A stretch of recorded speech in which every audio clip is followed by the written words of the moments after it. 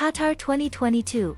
Amid ongoing human rights concerns, World Cup chief promises host nation is tolerant and welcoming. Nasser Al-Khater, the chief executive of the tournament's organizing committee, insists that Qatar has been treated unfairly and unjustly since it earned the right to host the tournament 11 years ago. Among the most recent critics of next year's World Cup, the first to be held in the Middle East, is Australian footballer Josh Cavallo, the only current, openly gay player in men's top-flight football. Earlier this month, Cavallo said that he would be scared to play in Qatar, where homosexuality is illegal and punishable by up to 3 years in prison. In response to Cavallo's fears, Al-Khater said, "On the contrary, we welcome him here in the state of Qatar. We welcome him to come and see even prior to the World Cup. Nobody feels threatened here, nobody feels unsafe." He added, "The notion that people don't feel safe here is untrue. I've said this before and I say this to you again, everybody is welcome here. Everybody is welcome here and everybody will feel safe here. Qatar is a tolerant country. It's a welcoming country. It's a hospitable country." That's really upsetting to think about because I should be able to be a part of such a huge moment in Welsh football history if it happens, he said. This is not the first time that anti-LGBTQ laws have been a concern around a major football tournament. In June, European football governing body UEFA declined a request to light up Munich's Allianz Arena in rainbow colors for the Euro 2020 match between Germany and Hungary following an anti-LGBTQ law passed by Hungary's parliament. Then ahead of the 2018 World Cup, the UK Foreign Office warned ahead of the tournament that members of the LGBTQ community face significant risk in traveling to Russia.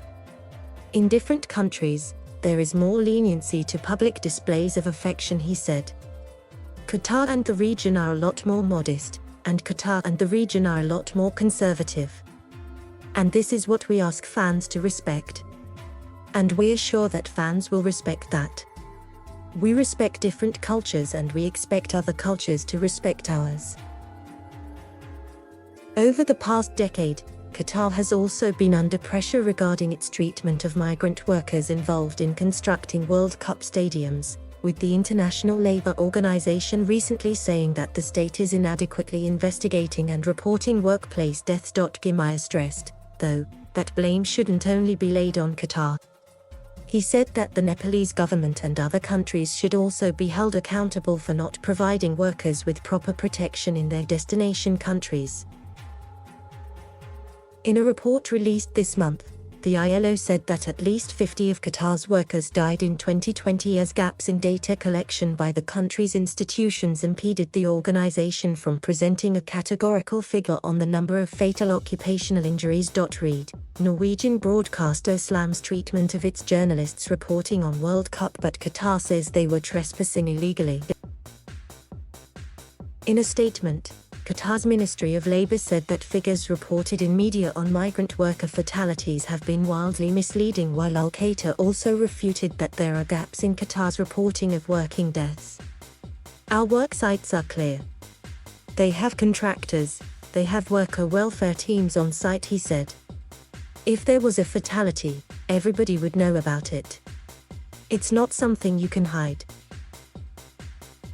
The Guardian reported earlier this year that 6,500 migrant workers have died in the country since Qatar won its bid to host the World Cup in 2010, most of whom were involved in low-wage, dangerous labor, often undertaken in extreme heat. Al-Khater reiterated that he refutes the accuracy of the report, saying, "I categorically deny the Guardian statements." He added, "This is something that needs to be made absolutely clear. Absolutely clear. The number of fatalities on World Cup stadiums that are related to work are 3 fatalities. There is just over 30 fatalities that are non-work related." Read, FIFA President Gianni Infantino sees great evolution in Qatar amidst worker death reports. The past few years have seen Qatar implement policies to reform its labor structure. The state's sponsorship system, known as the kafala, was dismantled last year, in part allowing migrant workers to change jobs before the end of their contracts without requiring consent from their employers. The progress that's been made over the 10 previous years by the state of Qatar are not comparable to any progress that's been made anywhere around the world in such a short time frame, said Khater. Enacting legislation usually takes a very long time. It has been put through very quickly in the state of Qatar. They've been put on fast track to make sure that they are implemented. A number of national teams, including Denmark, Germany and Norway, have already spotlighted human rights issues ahead of the World Cup.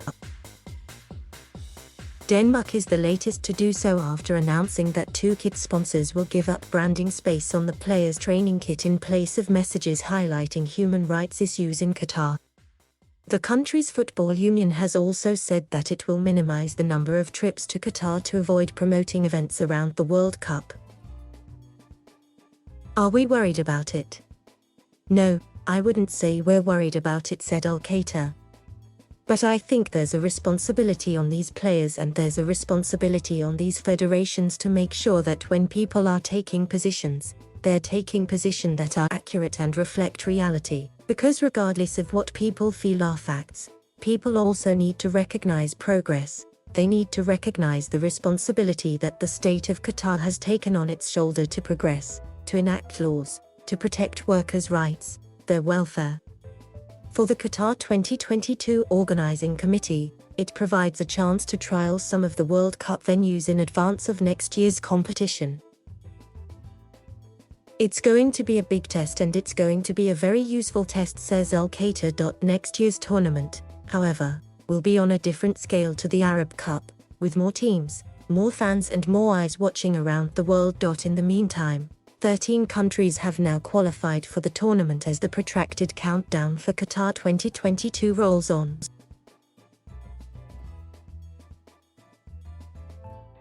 Thank you for watching. Please subscribe